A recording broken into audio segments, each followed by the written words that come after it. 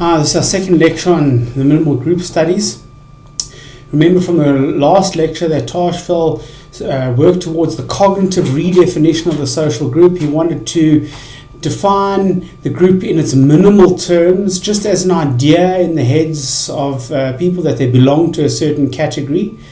And the consequence, one of the consequences we studied last time is the accentuation effect. Once we categorize any kinds of individuals into groups, we tend to accentuate the differences between the groups and minimize the differences within the groups. A very important consequence of this, it has effects for our identity, it has effects for our perceptions of ourselves, because not only are we categorize people into groups, but we categorize ourselves as belonging to one, not another group. So what are the effects of self-categorization? Well, firstly, and these many experiments over the years that have shown this, the first effect of self-categorization, it affects our definition of ourselves. We start to define ourselves as group members. And if someone asks you, tell me about yourself, who are you? You tend to use categories to do that. Look, I'm a student over here, I'm born in this country. So categories are very important for our definition of who we are in the world. Secondly, it affects how we see ourselves. We start seeing ourselves as more similar to other members of that category. The third, it shapes our behavior. It shapes how we act. We start acting like other category members.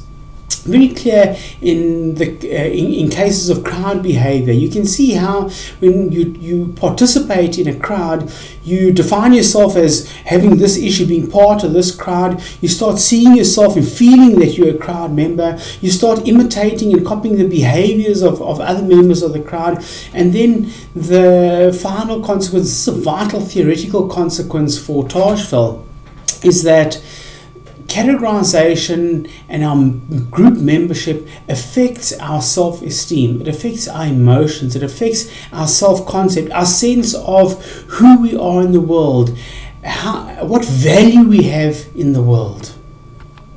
And this is going to be very important in the rest of this course. But just take a look at people toying here in a crowd context. You can see that being in a crowd or being part of a category isn't just a dry cognitive affair. I'm a member of this group. No, very clearly displayed as people start enacting groupness, the emotions are so clearly apparent. I mean, you can see this, for example, at a football match. You can see when people are part of a supporter of one team or another, they are shouting, they are happy, they are angry. So our emotions are tied up in our group membership and in the fate of our group.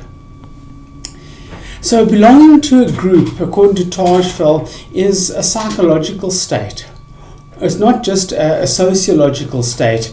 Something happens when we become members of a group. I'll give you an illustration of this. Imagine we get in a taxi and we're going from Pietermaritzburg to Durban, and each person in the taxi is an individual. They're worrying about their own concerns, what they're going to go and do in Durban, etc., what happened this morning at home.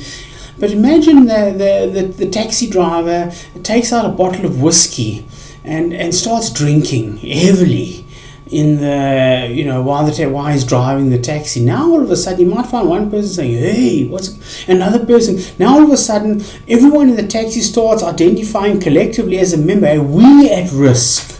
You were only operating, you were in that taxi as an individual, but now all of a sudden the sense of being part of a group, it's a psychological state. And you can see this very also clearly in crowd behavior. All of a sudden you get a sense that it's not just me as an individual that you are conscious of, but you start behaving as a group member.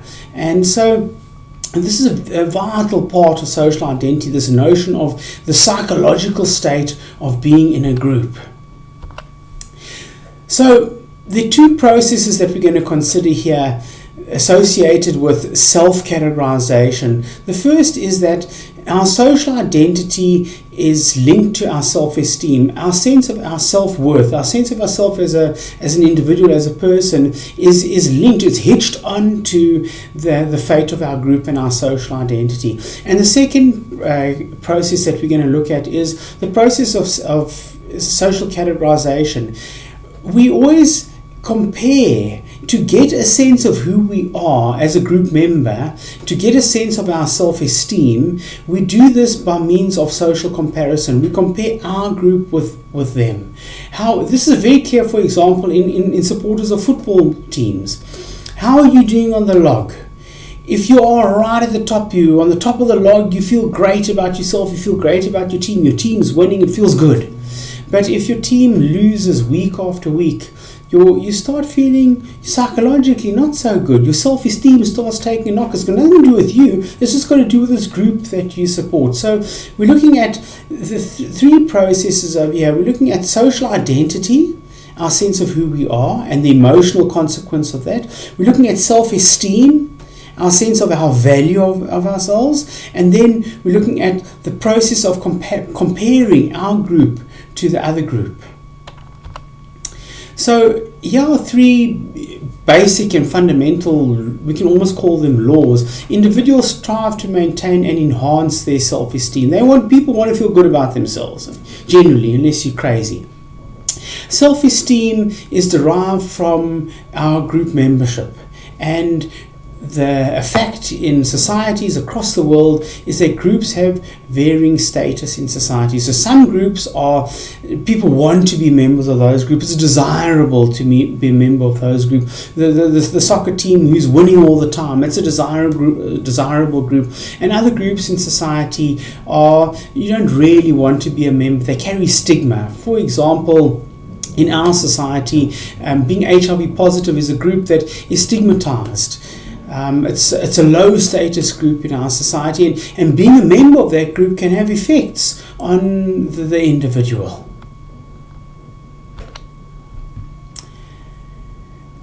In-group evaluation happens by means of comparing your group to the other group. So if you're in a high status group and you compare yourself to people down there, you think, oh, we're doing okay, it feels good. But if you're in a low status group and you compare yourself to other groups in society that are better off, people love them, etc., you feel not so good. And so there's this quest that Tajfel identifies, this desire for positive distinctiveness, this desire that group members have to compare themselves to other groups and to be better off in those comparisons. So one of the motives in social life, one of the motives in group life, one of the factors that underlie ethnocentrism, in-group bias, conflict, etc., Tajfel identifies as positive distinctiveness. These kinds of comparisons with out groups where you feel that you're better off. Here's an example, trying to illustrate what I've just made this up, sucked this out my thumb, this little scenario. Here's a tech student. Now, in tertiary education, you can go to tech or you can come to varsity. Now, which do you think is the higher status group in our society? Is it better to be going to varsity or is it better to be going to technical training?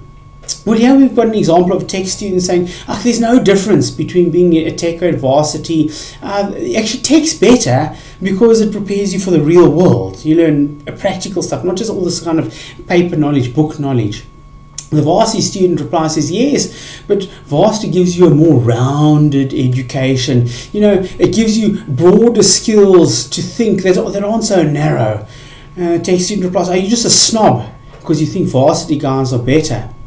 And the varsity student replies, well, I didn't mean it like that. But of course, back at home, if you go to varsity, you think, of course, varsity students are better. You can see here's this quest for positive distinctiveness. Each group, a member of each different group, their self-esteem is bound up in their group membership, and they want their group to be better than the other group.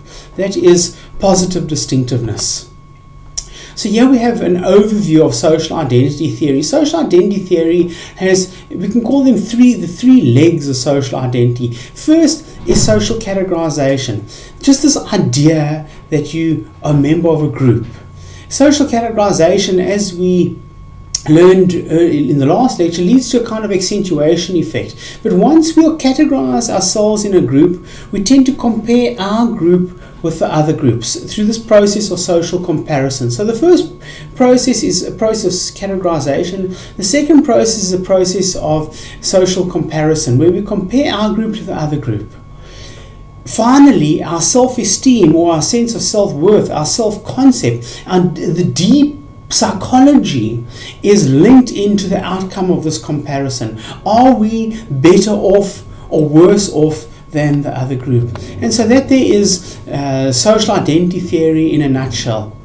We categorize ourselves into groups. This categorization tends to accentuate just perceptually the differences between groups. We think that they're more different than they really are in reality. We compare ourselves to the other group.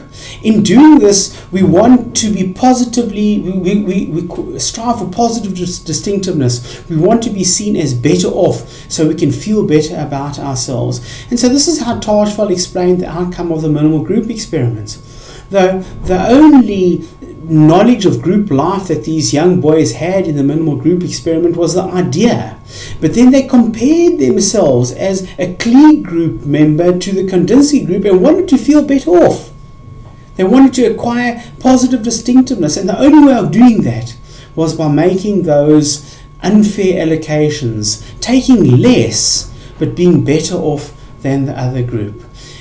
In the remainder of this course, we're going to learn much more about social identity theory, the minimal group studies, and the effect that social identity has on us and social life in general.